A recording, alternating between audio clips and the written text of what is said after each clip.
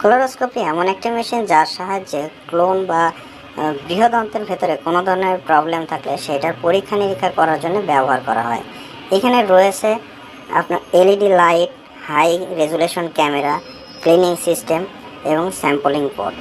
ক্লোরোস্কোপি একজন ডক্টর সতর্কতার সহিত পেশেন্টের বায়ুপথ দিয়ে বৃহদন্তের ভেতরে প্রবেশ করায় এবং ক্যামেরা দিয়ে এটা দেখতে থাকে।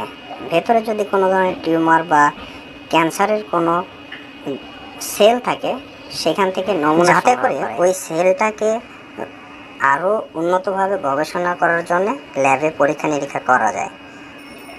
এছাড়াও বৃহদন্তের ভেতরে কোনো ধরনের অন্য কোনো সমস্যা থাকলে সেটা ভালোভাবে পর্যবেক্ষণ করতে থাকে বা দেখতে থাকে। এইভাবে মূলত ক্লোরোস্কোপি করা হয়।